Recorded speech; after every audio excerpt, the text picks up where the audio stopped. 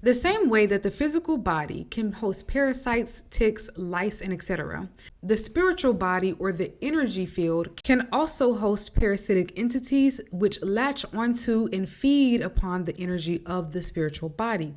So having spiritual parasites can also be understood as having spiritual attachments. So yes, this includes having a spirit spouse. Spirit spouses are parasitic energies and entities. When our energy is flowing properly, our blessings also flow very easily to us. When our energy or our spiritual body is being affected by spiritual parasites, we can actually begin to repel our blessings away from us because our own disturbed energy becomes incompatible with the high vibrational frequencies of our blessings. So we can think about this in terms of a computer, right? So when a computer is free of bugs and viruses, it does exactly what it is intended to do at lightning speed. But when there are bugs or viruses, the computer lags, it glitches, it crashes. Our energy flow is the same way. The power, vibrance, color, speed, strength, and function of our energy will be affected when there are energetic tumors, parasites, and bugs. When our energy body is disturbed by spiritual parasites, this can cause our energy to look a few different ways. It can look like having tears or rips in the aura, tangles, knots, blotches, or tumors on the energy body. When we're dealing with parasites that cause depression or anxiety, this can show up as having skewed energy, where a lot of your energy, instead of flowing naturally around you like a river, a lot of your energy is going to be congealed and blotted into one place or another. If you are dealing with depression, that's when you're dealing with heavy energies that accumulate around the lower body. When you are dealing with anxiety, then this actually looks like spikes of energy in the aura, where all of your aura, instead of being grounded and flowing, is actually just shooting straight up out of the energy body and out of your head. This is one of the quickest ways that our energy is drained, is through anxiety. Hello, beautiful people. It is Oshun Kimmy, your sage, your guru, your mystic, and your spiritual informant. And today we're talking about energy parasites, how they interfere with the flow of our blessings, our progress, our forward movement, our destiny. And most importantly, we will be talking about the kinds of parasites that exist and where they come from. So essentially, these parasites can be contracted in various ways. We can inherit spiritual parasites from our ancestors who are living or who are long dead. The second way is through the places we frequent and the people we are around, right? The saying goes that if you lay with a dog, you get fleas.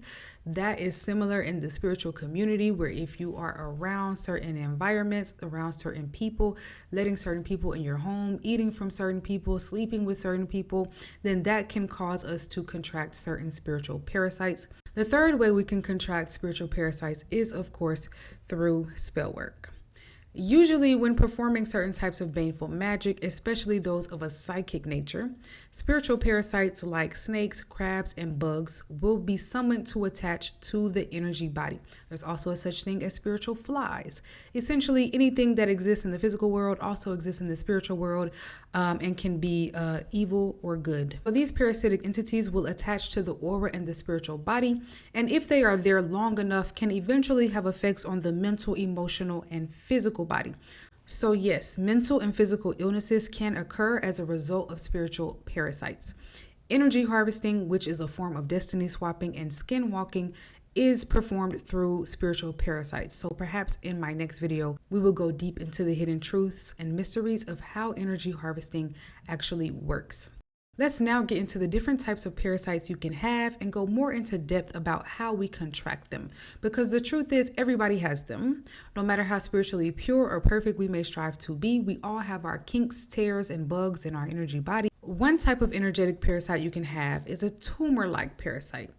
And this parasite comes about as a result of years of negative or destructive behavioral patterns, which can come from the environments we grow up in and or our ancestral DNA. For instance, this can look like addiction. So if addiction runs in your family, whatever the addiction may be, struggling to break out of certain behaviors, mindsets, or generational patterns are all signs of having a parasitic tumor in or on your energy field. It works and thrives on the energy of sabotage and destruction. So if your family has been operating in that energy for generations, then that energy of destruction and sabotage will essentially become its own entity that embeds itself into the minds, consciousness, hearts, and behaviors of your lineage. So even if you or your children did not grow up in the same environment as your ancestors, you may still think like them, act like them, and struggle with the same habits that they did. That is a sign of having an energetic tumor, which is also a sort of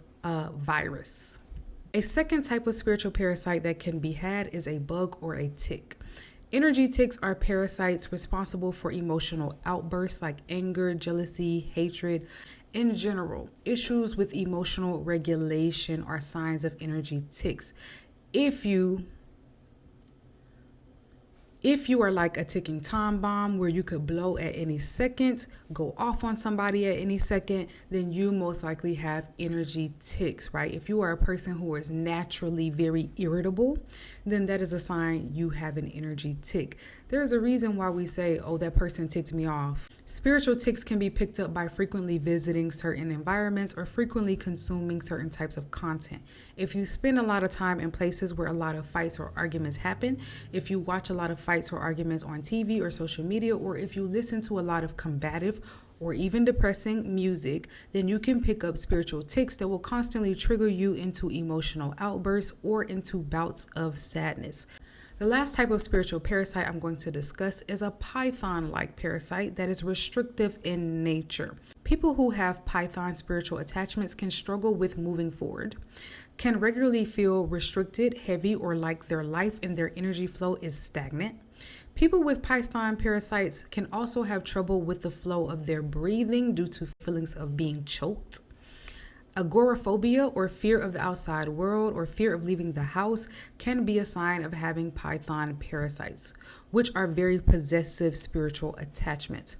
People with python attachments could think of themselves as homebodies or introverts, when in reality they have a restrictive spirit that is coiling around their energy body and making them feel unsafe if they let loose or express themselves. Python spirits literally squeeze out the happiness and joy of a person, so people with these spirits can find themselves complaining a lot, feeling regularly unfulfilled, miserable, feeling joylessness, feeling hopelessness, or like they have nothing to look forward to, even if they actually do. So perhaps one of the most nefarious things about having spiritual parasites is that they can suck away our willpower and our happiness for life by giving us false feelings of sadness, hopelessness, anger, and etc. When our life is actually beautiful, but we struggle to show gratitude for it, these low vibrational energies can disrupt the flow of our blessings. Why?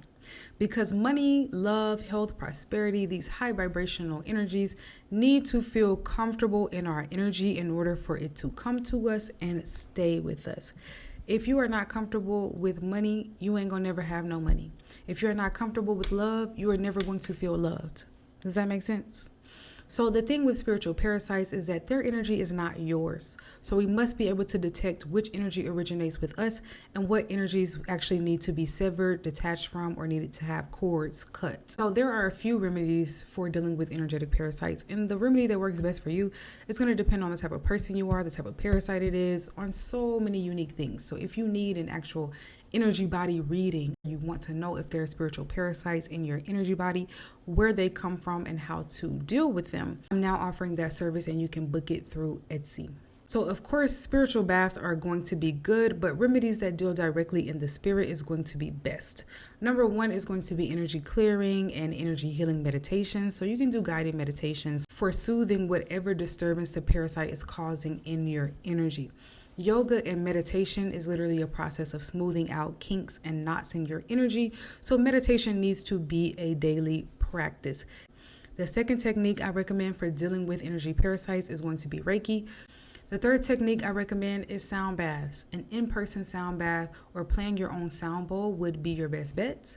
But of course, YouTube sound frequencies, meditate to those frequencies, stretch to those frequencies, pray to those frequencies. The final technique I'm going to recommend is visualization. If you are a powerful meditator and you can visualize and actually see what's in your energy field, do a meditative scan of your aura and your energy field to see what parasites are there and visualize yourself picking them off, burning them, chopping them up, banishing them, etc.